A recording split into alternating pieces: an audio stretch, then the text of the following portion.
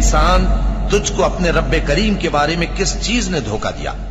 وہی تو ہے جس نے تجھے بنایا، پھر تیرے اعضاء کو درست کیا اور تیری قامت کو معتدل رکھا، جس صورت میں چاہا تجھے جوڑ دیا۔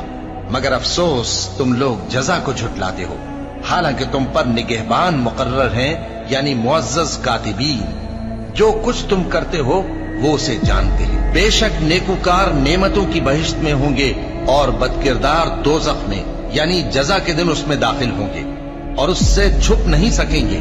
اور تمہیں کیا معلوم کہ جزا کا دن کیسا ہے؟ پھر تمہیں کیا معلوم کہ جزا کا دن کیسا ہے، جس روز کوئی کسی کے کچھ کام نہ آ سکے گا اور حکم اس روز اللہ ہی کا ہوگا۔